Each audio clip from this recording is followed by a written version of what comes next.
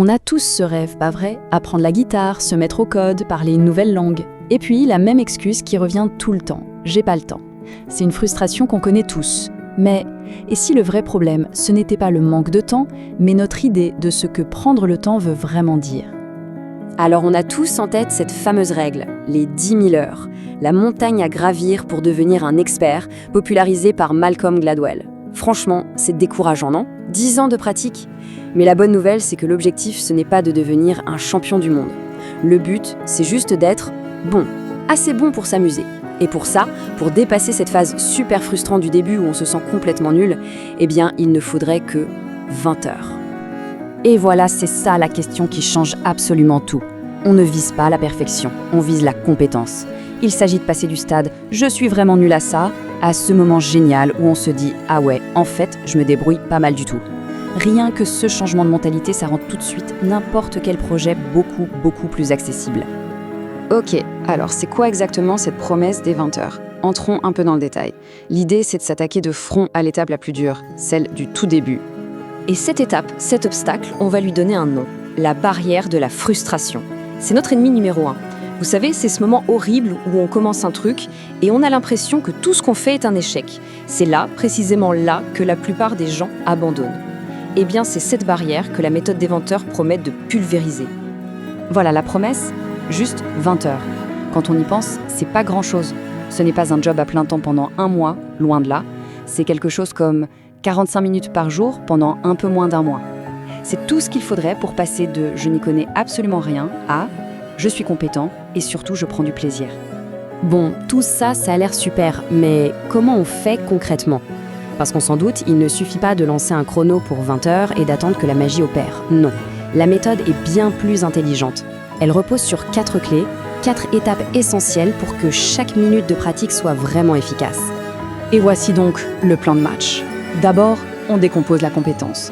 Ensuite, on élimine les obstacles. Puis, on cherche du feedback. Et enfin, on pratique. C'est simple. Et ces 4 clés, mises ensemble, c'est ce qui transforme 20 heures de répétition un peu bête en 20 heures d'apprentissage hyper ciblé. Allez, on attaque avec la première clé, et c'est sans doute la plus cruciale. On ne peut pas juste se dire « je vais apprendre la guitare ». C'est comme vouloir manger un éléphant en une seule bouchée, c'est impossible. C'est bien trop gros, ça fait peur. La solution, c'est de le découper en petits morceaux. L'idée, c'est de transformer cette énorme montagne en une série de petites collines beaucoup plus faciles à grimper. Prenons la guitare. Ça veut dire quoi concrètement? Ça veut dire se concentrer sur comment on tient ce fichu Mediator. Comment je place mes doigts pour faire un accord de sol, juste celui-là. Et comment j'arrive à passer d'un accord simple à un autre. En se focalisant là-dessus au début, sur les trucs vraiment essentiels, on se bâtit des fondations solides et super rapidement. Deuxième clé, préparer le terrain. Il faut être honnête, notre volonté, ce n'est pas une ressource inépuisable.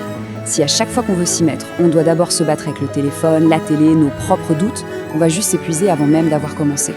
Le but du jeu, c'est donc de rendre la pratique aussi simple et fluide que possible. Et là, on a 2 types de barrières. D'un côté, les barrières physiques. Celles-là, elles sont faciles à voir. La guitare rangée dans sa housse, tout au fond du placard, ça c'est une barrière. Le téléphone qui vibre toutes les 2 minutes, juste à côté, c'est une énorme barrière. Mais de l'autre côté, il y a les barrières mentales. Et celles-là, oulala, elles sont souvent bien plus difficiles à combattre. C'est quoi ces barrières mentales? C'est la peur d'avoir l'air bête. C'est le doute, cette petite voix qui dit « tu n'y arriveras jamais ». C'est tout ça qui nous fait procrastiner. La grande question c'est comment on gagne ce combat contre nous-mêmes. Et ce qui est dingue, c'est que la science nous explique pourquoi. Apparemment, la procrastination, c'est neurologique. Quand notre cerveau pense à un truc qu'il n'a pas envie de faire, il active les mêmes zones que celles de la douleur physique. C'est fou, non? Pas étonnant qu'on file se réfugier sur Instagram. La solution, ce n'est donc pas de se dire « Allez, motive-toi !» Ça ne marche pas. Il faut être plus malin que notre cerveau. Et pour ça, voici une petite boîte à outils avec 3 techniques super efficaces. D'abord, la règle des 5 minutes. Elle est magique, celle-là.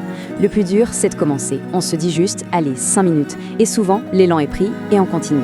Deuxième outil, le scénario du pire. Au lieu d'avoir une peur floue, on se pose la question, au pire, il se passe quoi? Ça transforme l'angoisse en un problème concret qu'on peut résoudre. Et enfin, la méthode du « et si ». On se projette dans un an et on compare. Que se passe-t-il si je le fais et que se passe-t-il si je ne fais rien? Ça redonne de la motivation. Ok, donc on a décomposé la compétence, on a éliminé les distractions, super. Mais comment on sait si on s'entraîne de la bonne façon? C'est là qu'intervient la troisième clé, avoir un retour, un feedback. Parce que pratiquer sans savoir si on fait bien ou mal, c'est un peu comme essayer de tirer à l'arc dans le noir complet. L'objectif ici, c'est de savoir le plus vite possible si on va dans la bonne direction.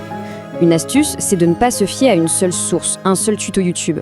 En regardant 3, 4, 5 ressources différentes, on commence à repérer ce qui revient tout le temps, ce qui est vraiment fondamental. Et puis il faut oser. Oser se filmer, oser demander un avis à quelqu'un qui s'y connaît. C'est le meilleur moyen de ne pas prendre de mauvaises habitudes qui seront super dures à corriger plus tard. Et on arrive à la quatrième et dernière clé. Finalement, la plus simple, c'est juste l'engagement.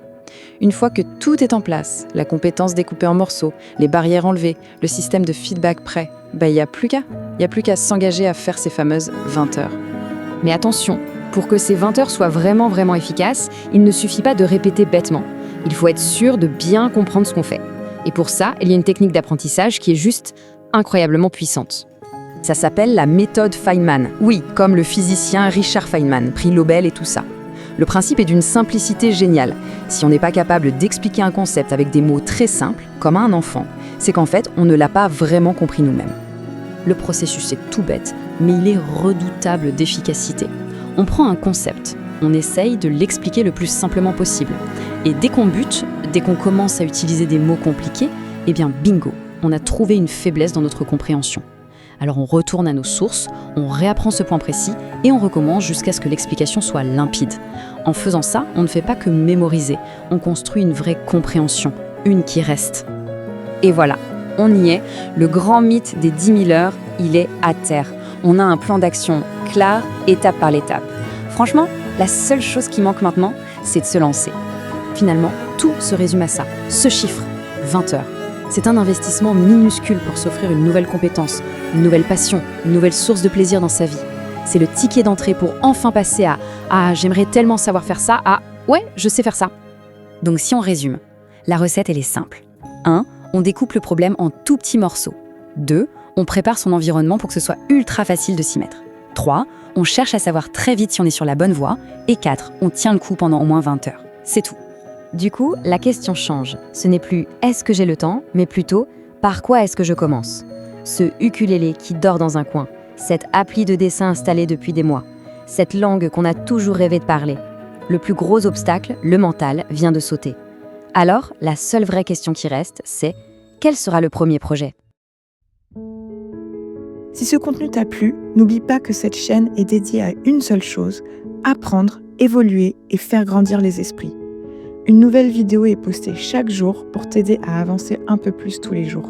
Alors si tu veux continuer ce chemin avec moi, abonne-toi et active la cloche pour ne rien rater. On se retrouve très vite pour la prochaine vidéo et d'ici là, continue d'apprendre et faisons le bien autour de nous.